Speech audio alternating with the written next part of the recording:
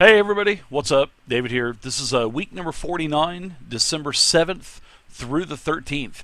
Wow, Christmas is getting pretty close, isn't it? So this is going to be a very short video this week. And I just want to announce the two winners that I chose, which is Joe Grover and Frankie Wieben.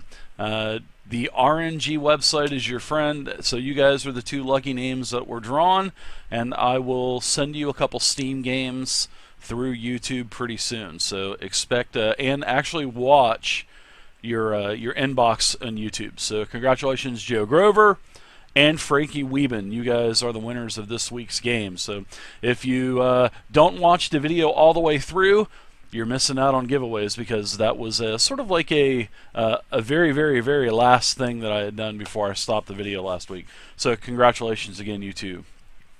So the weekly grab bag. I have a weekly grab bag. Haven't done that the last couple weeks, so I'm going to dive right into that. So Derek Vance, he was commenting on, seeing that I do an array of games, and he says, seeing that you're a Star Wars fan, David, have you ever thought about doing any of the Star Wars games with the Fantasy Grounds system? And yeah, absolutely. I would love to play Edge of Empire, and I would love to play Age of Rebellion and the Force, whatever the new expansion is for that. But unfortunately, I'm not a fan of that. I'm not a fan of the dice system, Derek. I really think that Fantasy Flight Games segregated a large part of the tabletop game community when they came out with that horrific dice pool that you have to decipher and memorize. So I think the game is successful in the first place, obviously because they keep producing content for it. But I think it would have been even that much more successful if they didn't want to be different, and if they would have had a simpler dice mechanic system in place to play the game. But I've never played it, so just as a consumer and looking to buy the product, but when looking at the dice, it just turned me away. And I'm not the only one that's ever said that. I mean, you can read their forums. You can see that people have tried to make all these conversions for using D20s and stuff. So I'm not the only person that's saying this. But I would love to play the game. The game looks beautiful. I would be open to giving it a try, but I have so many open-ended games on hiatus right now, like my Out of Abyss game, Titan's Grave, let's see, Princess of Apocalypse. So once I get those three games pretty much wrapped up and finished, then maybe I might take a little bit better look and much better in-depth look at those funky dice mechanics for Star Wars Edge of Empire. So and the next question is a great one, and this next question gets asked on a daily basis, whether it's on YouTube, whether it's on my Twitch messages, whether it's my contact button on the website, or in the channel live. And this question is, hey Dave, you are a great DM, and it would be awesome to be in one of your games. And are you looking for new players? And currently, no, I'm not looking for any new players, unfortunately. I just recently went from about 20 players down to 5 players. I have pretty much cut 3 days out of my gaming because of it was just taking up too much of my time. Not that I didn't love to do it, and I enjoyed and appreciated all my players, and it really sucks as a DM to have to cancel games. But when that's all, when it's all you do from the time you get up to the time you go to bed is prepping for games and whatnot, it's time to kind of back down a little bit. And that's what I did 3 weeks ago.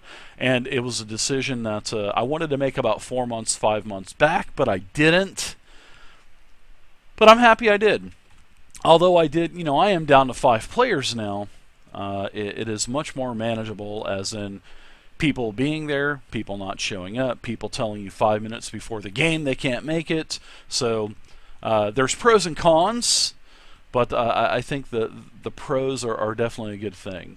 But no, currently I'm not looking for any players. And if I am looking for any players, I will announce it either in the Twitch channel or I will announce it on the Monday video that you're watching now. So, and there will be instructions on what to do, on you know, on where to get together with me and talk and whatnot. So, but as for needing players, no, I probably won't for a while, because I have players that were in my other games that I know still want to play, and I would still love to have them as players. So I'll be pulling those players back for the foreseeable future, one by one, and that's if one of my other players, you know, have to leave for any kind of circumstance or reason. So, but there you go, KGO. I hope that answers your question. So let's see. Next is let's talk about the Christmas Extravaganza. The Christmas Extravaganza, that is going to be happening at the end of the year. It will be happening on Christmas Eve. This is my second annual Bearded Dungeon Master Extravaganza Master Giveaway. I mean, there's so much stuff that's going to be given away. And this is going to be on Christmas Eve, which is December 24th, 2015. We're going to start it at 9 p.m. Eastern Standard Time, and we're going to go until whenever. And there's going to be no game that night. It's going to just be me and you, the viewers. So be there. It's going to be, there's going to be all kinds of giveaways. There's going to be D&D books given away. There's going to be some grand finale prize that I haven't announced yet that's going to be given away. There's going to be map packs from dungeonarts.com. There's going to be token packs from Devon Knight's website, immortalknights.com. There's going to be, hopefully I'm going to try to get some other stuff to give away. I'll have some other D&D stuff to give away. And there's going to be all Steam games too, tons of Steam games. I think last year I gave away almost 100 items on Christmas Eve and Christmas. So I'll probably go into Christmas and maybe even do a Christmas stream as well. Maybe the bearded Santa Claus will stop by for another hour or so on Christmas. So, but yes, second annual Bearded Dungeon Master giveaway. I mean, guys, there was so much stuff given away last year, crazy. Don't forget Christmas Eve on the 24th. Now, there's going to be, now I do want to say this, it is a giveaway, and so there's going to be giveaways for the viewers, and there's going to be special giveaways for the subscribers. So it's a way for me to involve the entire community, whether you're a follower or a subscriber. So it's a good thing, it's win-win for everyone. So be there, 9 p.m. on Christmas Eve. All right, so we're moving on. So you guys will notice that tabletoping.net has totally been redone. I published a new website yesterday. I've uploaded all 1100 D&D 5e character sheets. Thank you everybody that was involved in creating this character sheets. That was an amazing project. So the website's done. It is fully navigational now. It should not be slow anymore. It should not be lagging. Everything should be peachy on the website. Now also for the Twitch channel, it has totally been redone, so we're square there. I'm totally done with that. And I would not have had time to do this stuff if I was still doing 5 games, 4 games a week. So it's really nice that I can start working on all the other stuff that I've had on list for over a year that have just simply never gotten done. So the next thing that I'm going to be working on are a lot of small projects that I've had in the works within the last year. That has been an ongoing, I want to say it's been an ongoing, how can I say this? It's been an ongoing frustration over the last year because I just haven't had time to do any of this stuff. But now I do. So I'm going to start working on the Fantasy Grounds tutorials. I've already actually made 20 tutorials. I think over 20. But now I'm in the editing process, and I'm going to be putting those on the YouTube channel pretty slowly. Also, I'm going to try to get back into the 1 to 2 tutorials a day thing. I'm going to record a bunch of them and then release them slowly automatically. I think that worked good when I had done that when I first started the the weekly videos and stuff at the very beginning. That worked really good. So I'll probably go back to doing something like that. Another project that I'm going to be working on is putting Fantasy Grounds character sheets, 5th edition, on the website. So you're going to be able to, if you're someone that uses Fantasy Grounds, and if you need a very quick digital file, you'll be able to go right to the website and download a character sheet, the XML file, and then you'll be able to just upload it right into the Fantasy Grounds game that you're going to, and voila. You'll have that level 5 Blade Singer if you need it, or you'll have that level 3 Light Cleric or Life Cleric that you need. So that's going to be the next thing that I'm going to be working on. It's going to be a slow project. It's going to be massive. There's going to be probably 1,100 files for that also. So now that the character sheets are done, now that I can start working on the digital files, which is going to be really fun. And the digital files are going to take much less time to create, because how everything is automated in Fantasy Grounds, it just makes leveling a character super easy. And I'm really looking forward to starting that project also. Now also what I'm doing is, besides itching my nose here, I'm working on going through every single spell in Dungeons & Dragons 5th edition for Fantasy Grounds, and I'm basically making sure all of the conditions, all of the pendants, all of the saving throws, everything is on every spell.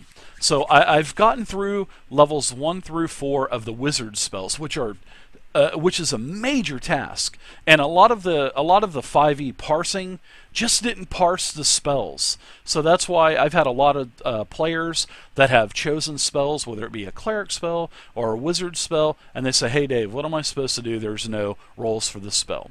So I've been going through every single one and creating the syntax for every spell where it applies.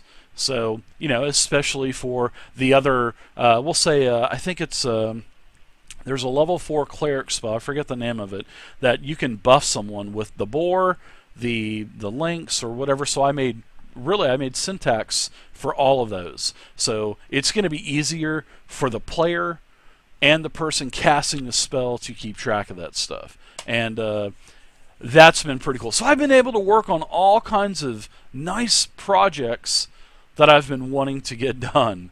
And I'll tell you what, it's really been nice. Alright, so what's going on this week? Pretty much I'm going to be playing video games, whether it be Sword Coast Legends, whether it be Diablo 3, whether it be Card Hunter.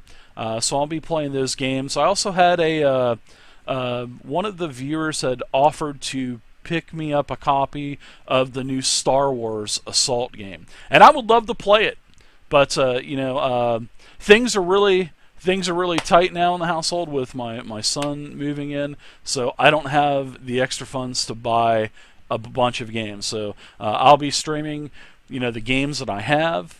I have over 400 games on my Steam account, so I'll be playing all of that stuff, which most I've never played before. So I will be playing a multitude of games in the future. And I have a lot of other games too, like all of the old remastered Neverwinter Nights and stuff like that too. So I'll be doing games like that. So that'll be pretty much Monday through Thursday. And then on Friday, we'll be doing a DM workshop this week. And this DM workshop will pretty much entail going over the Sword Coast Adventures Guide, and we're going to look at all of the archetypes, all 12 of the new archetypes that are in the Sword Coast Adventures Guide. And I think that it will be a fun night to do.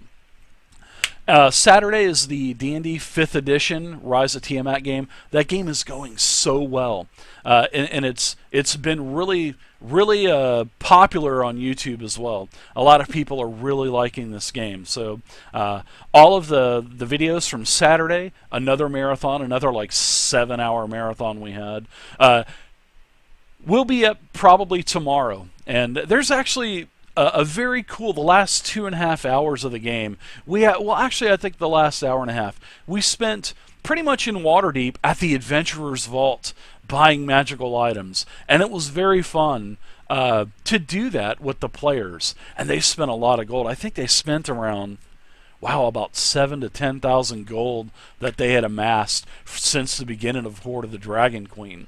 So they've actually spent a lot of that money. There are a lot of items, like a +2 longsword was purchased, a bunch of the greater healing potions, a magical shield. Let's see, a custom shield that I actually called Kolkar's Revenge. It's for Shrump.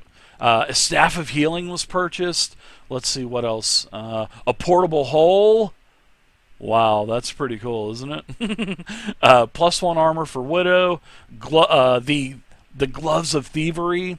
A rust-colored bag of tricks. So much cool stuff was purchased. Weapons were silvered. Weapons were coated with adamantite. Holy crap. I've got a lot of work to get all that stuff on there. And now with the new Dungeon Master's Guide that is out for Fantasy Grounds, it'll make it that much easier. So good job, Fantasy Grounds. Good job, Doug and the crew. All you guys that worked on it. Well worth the price sticker, and I can't wait to get in that forge and start creating some custom magic items. This is going to be really awesome. So Saturday, 4 p.m. Eastern, Rise of Tiamat. We're continuing on. They're in Waterdeep, and now they're looking for Makith, which is a part of the Arcane Brotherhood, which is out of Luskan. That person knows all about this Drakenhorn, and possibly is a very, very, very, I guess you could say, fanboy of White Dragons. So maybe the white mask that Verum was seeking is now with this Makath that's in a could be prisoner by a dragon that's on the Sea of Moving Ice. So we'll see what happens Saturday. Sunday is going to be one of our final games for the 4th edition Scales of War game. That we have 2 episodes left. 2 episodes. So we'll be delving in at 4 p.m. Eastern on Sunday. 2 episodes left. So when we finish this game, we'll probably continue on and maybe do Rise of Tiamat on both Friday and Saturday. Well, I'm sorry, Saturday and Sunday to speed up the game. Or maybe we'll open up one of the other 3 games and that were on hiatus. Maybe probably Titan's Grave, because Titan's Grave is the closest to being done. So I would say maybe Titan's Grave will be on Sunday. So I'm looking forward to getting Titan's Grave going again. Huge fan of the Fantasy Age system. I really like it, and I'm probably going to use the Age system for my game that I'm creating as well. So there you go. That's what's going on this week, everybody. No giveaways, nothing like that. Video was 17 and a half minutes, so I think I've talked enough. I hope you guys enjoyed it. Please feel free to leave a comment down below. Also, if you haven't subscribed, subscribe to the YouTube channel. What are you waiting for? Follow me, Twitter, Facebook. Go to the Twitch stream, twitch.tv/table_topping, and follow that channel too. You'll get live notifications on when we stream live. So thank you guys, everybody. Don't forget, Bearded Dungeon Master giveaway, Christmas Eve. Everybody's going to have a chance to win something. There's going to be a lot of stuff. So be there or be square. See you guys next Monday.